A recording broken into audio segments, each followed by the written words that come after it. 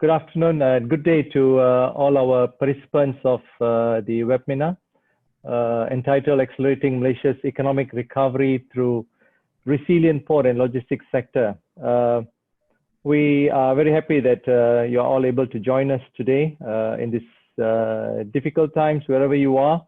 We hope that you are safe and you are comfortable in whatever you are doing. I will just start off today's presentation, the 10 minutes that I've been given, on quickly just addressing some of the issues here in Malaysia following the COVID-19 pandemic. But before that, just let me introduce Malaysia in terms of its maritime infrastructure and general information about Malaysia. Basically, we are a major trading nation. We depend on sea transportation heavily to carry almost 95% of our trade. And this is supplemented by a number of ports around Malaysia, both on the peninsular side as well as the Borneo side. On the peninsula, we have 5 major ports: Penang, Port Klang, Malacca, Port of Tanjung Pelepas, Port of Pasir Gudang, as well as Kuantan Port. So there's actually 2 ports in Johor.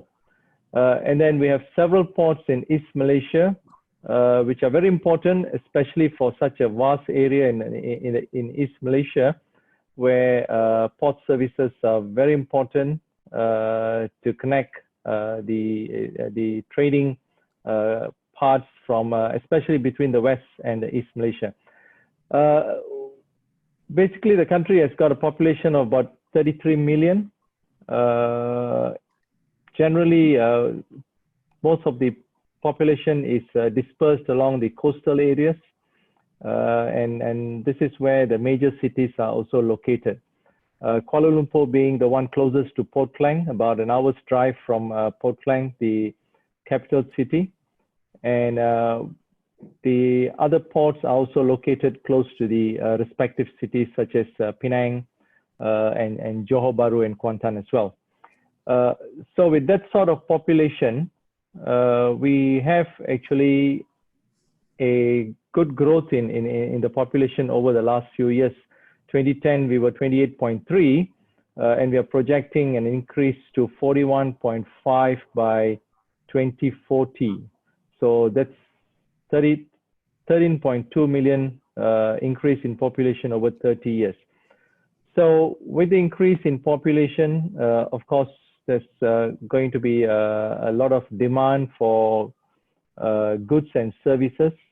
And this is where we look at Malaysia's trade over the last 2 years.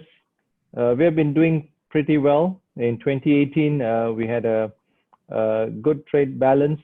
Import was 879 billion. Export was 1 trillion, slightly over 1 trillion. So we almost passed the mark of 2 trillion in 2018, but it came down slightly in 2019, where we recorded a total of about 1.8 trillion. But things are looking different in 2020. So until May, we are looking at a total of about 700 million. So the projection doesn't look too good. I don't want to speculate on the figures, but I think the first 5 months indicate that we are not close to where we were in 2019 or 2018. Having said that, the country is blessed with good maritime locations. The ports are generally natural ports. Ports like Port Klang, Penang has been around for more than 100 years. We have got a good network of roads here in Malaysia, especially we have got from the north till the south. There is a 700-kilometer long highway that connects us from the southern part of or the border of Thailand right down to Singapore. connecting all the major cities. We have also a network of highways which connects the intercities. Klang Valley itself, where Port Klang is located, we have got about 6 highways. The East Coast is connected to the west by the East Coast Highway, and this is generally being expanded right up to the border with Thailand as well. On the East Malaysian side, we've got a few projects that is currently ongoing, especially the major one is the Penn-Borneo Highway, which basically is going to connect throughout from the western part of the East Malaysia, Kuching, right up to the furthest town on the eastern part of the Borneo, North Borneo, which is Tawau. This project is currently ongoing. As for rail, we have got the KTM line, which is both used for passengers as well as rail freight. And the government is planning the East Coast Rail Link. That's the one that's going to run up from the Thai border on the East Coast, from Kota Baru right up to Port Klang. And it's going to be a game changer in terms of logistics moving from the East Coast to West Coast and vice versa. So all in all, we have got about 200,000 kilometers of roads, 2,900 kilometers of rail lines, 18 ports and 22 airports. So in terms of infrastructure, we are not short. We have some of this was built ahead of their time, where we were mostly supply driven in the early parts of the 21st century. I think this was a good way to go, and this has actually been a very positive thing for Malaysia in growing our trade itself. In terms of Port Klang, as I said, we have a good road network that connects the port to the hinterland. Our hinterland is about 100 kilometers within the port area. So basically, we're looking at highly industrialized areas of Klang Valley, which actually supplies about 70% of the goods to Port Klang, or receives 70% of her goods or its goods from Port Klang itself. The port itself has got very good infrastructure and facilities. We have got 2 terminals, North Port and West Port. North Port being the older one, which has about 3 kilometers of berth length. West Port is relatively a newer project, a newer facility, which was developed in 1995. And today it's fully developed and it has 5.8 kilometers of berth length. Overall, we have a capacity to handle almost 20 million TEUs of cargo. And last year we handled 13.6 million, the best we have done in the history of Port Klang.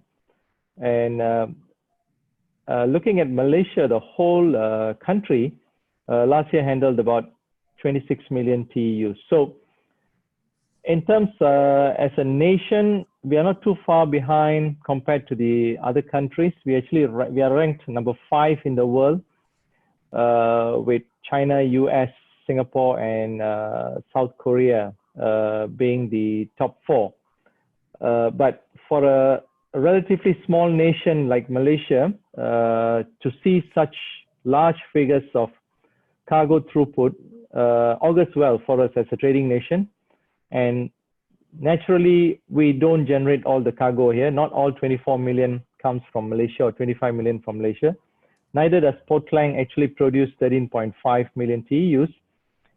Therefore, the bulk of it is actually transshipment. 60% of our cargo is transshipment. We are an important logistics distribution hub here in Southeast Asia within ASEAN. And this is where we have the natural facilities, natural location, a geographical location, which is very ideal for us to be connected to the rest of the Southeast Asian nations on a very economical mode. which is shipping. So generally, there is a little bit of background about Port Klang. We can take the largest container ships in the world, 24,000 TEUs. We have channels which can take ships with drafts of 17 meters because we have dredged the channels to about 18.5 meters.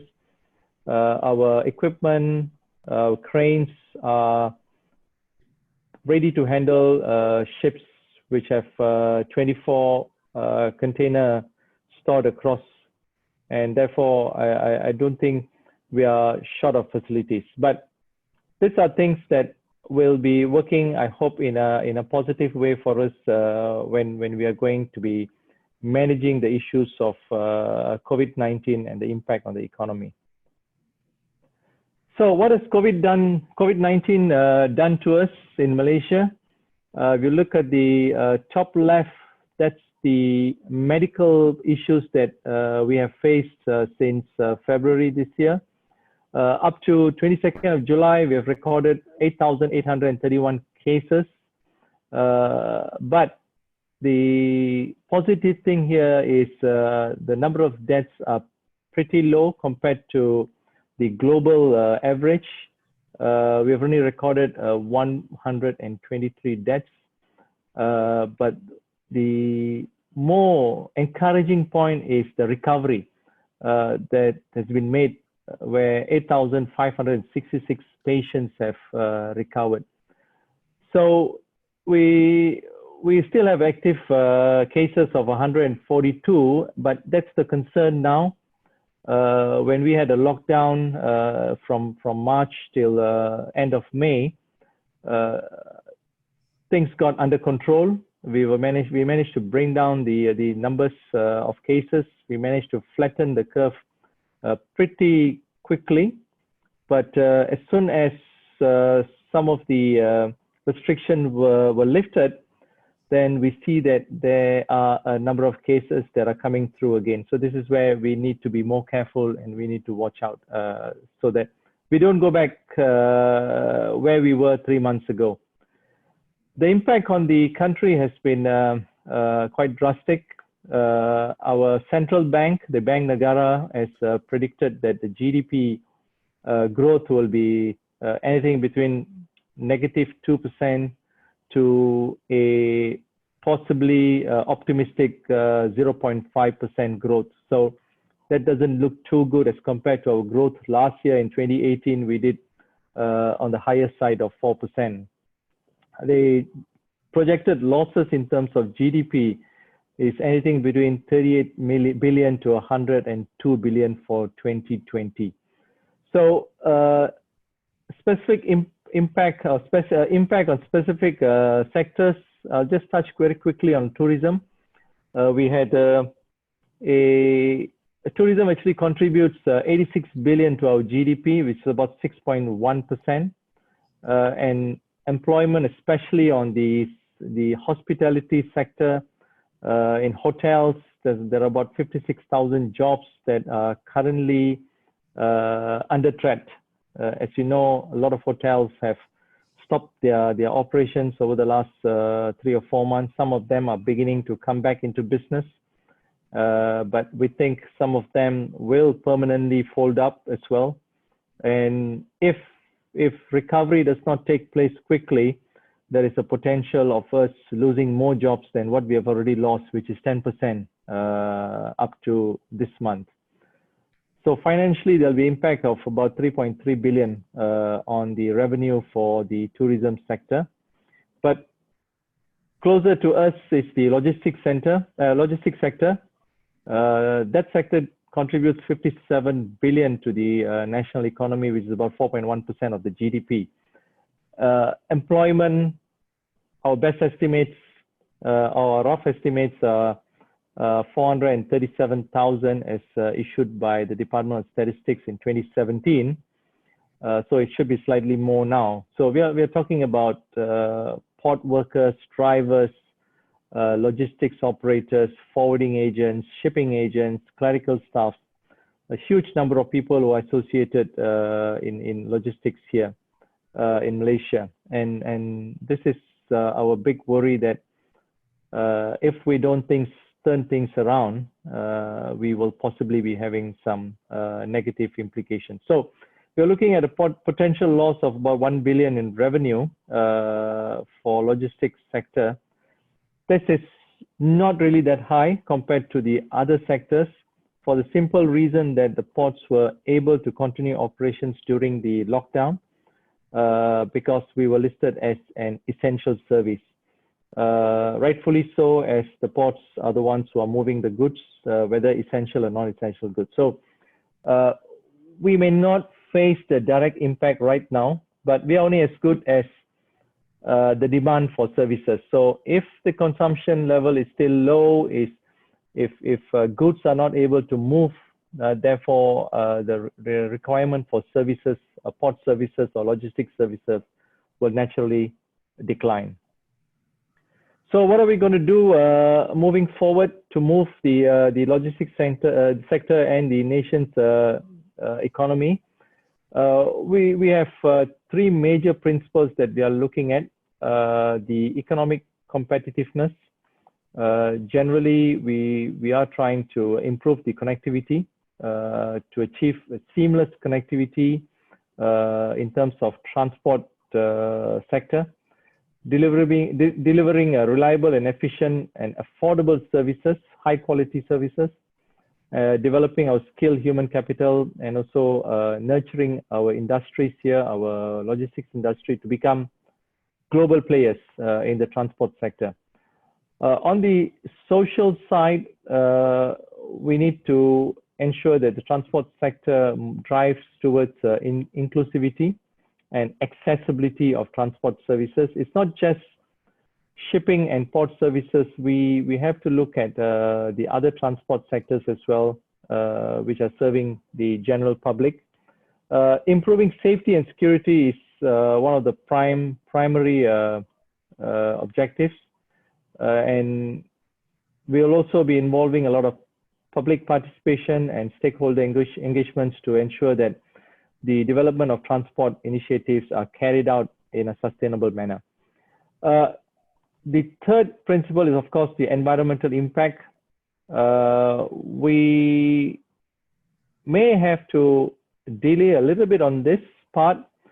The climate change issues were driving the transport industry, especially shipping and port services, to be more efficient, to be greener. But after COVID-19 has come in, I don't think we can take the focus off the environmental issues. That still needs to be continued. I think that's a major issue in the long term. COVID-19, we hope, we pray, will be resolved over the next year or so. But environmental issue is going to be a major one that's going to have a long-term impact. So therefore, we are continuing with our drive to improve our environmental sustainability, looking at reducing fuel consumption, improving energy efficiency, and looking at cutting off or cutting down our greenhouse gas emissions and so on. Environmental conservation and protection is something that we endear very dearly. I believe Vijay will be talking about expansion of Westport later. We have got very clear principles, very clear requirements and on port development to ensure that anything that's done in the future will be sustainable for the long term. And this is part of the requirement that we will impose going forward. And of course, finally, encouraging sustainable consumption and production to ensure that we are able to move our economy in the right direction. So strategies that we're going to be implementing on this is generally 6 of them. We will be looking at smarter and more efficient use of infrastructure and also developing new ones. Improving rail utilization. Today, the utilization of rail for freight movements are very, very minimal. This is something that we need to improve on. So we have to look at improving our hardware, our infrastructure on rail, a capacity to move goods by rail. Malaysia is a small nation comparatively. If you look at our rail network, it's not much, but people have got very comfortable with moving goods by road. Therefore, there has to be a clear policy shift in encouraging movement of goods by rail in the future. Hinterland connectivity is important. We need to upgrade our last mile connectivity to the hinterland area where cargo is actually generated. And this is where the government is coming very strongly with us to improve the infra. Maintenance regime is so important for not just the transport sector, for any sector, but with the high utilization as well as the high cost of investment, maintenance has to continue. So during this period of COVID-19, if there is a lull period where we can capitalize on carrying out maintenance programs, we'll certainly do that.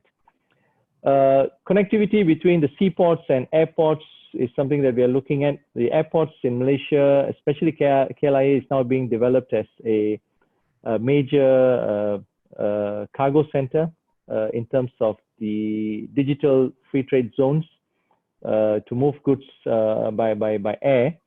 And this is where the ports are working very closely with the airports to see how we can complement this and how we can be part of the e-commerce that is booming now with the air freight. And lastly, modernizing integrated logistics to reduce costs is I don't think I need to emphasize too much on this. We need to continue on that part. So with all that was the long-term issues that we'll be dealing with. Short-term, the Port Authority recently worked very closely with many of the stakeholders here, the industries, the associations representing the shipping, the forwarding, and the manufacturers. And there was a lot of outcry that industries were suffering out there. And therefore, the Port Authority has put together a stimulus package that is across the board. I'll quickly go through this.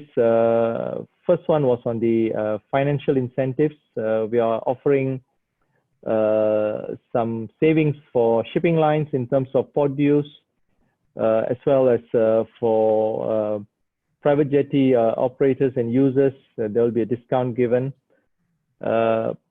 Public facilities that are occupying the land owned by the authority will be given waivers and discounts because most of the public facilities were shut down during the MCO period. So I think they have incurred a lot of losses, and this is where we can come in to assist them. At the same time, we've also increased the storage period for import and export containers. For import in Port Klang, it's currently 4 days. We've increased it to 6 days. And for export, it is 5 days, and we have increased it to 7 days. So shippers and consignees can now enjoy additional 2 days to store their goods in the ports. We're not encouraging them to leave their goods in the port for no reason, but there could be a situation where they need this space because their own premises may not be able to cater anymore. We're also working with a few government agencies to waive the permit charges for some of the activities that take place in the port, and this we hope will improve the transshipment business as well as the consolidation business of cargo within the port area. Digitalization is something that we cannot actually overemphasize. We started this several years ago, and those industries who actually invested and embarked on digitization earlier, I think they saw the advantages and the payback during the COVID-19 MCO period. Many of these companies enjoyed seamless commerce.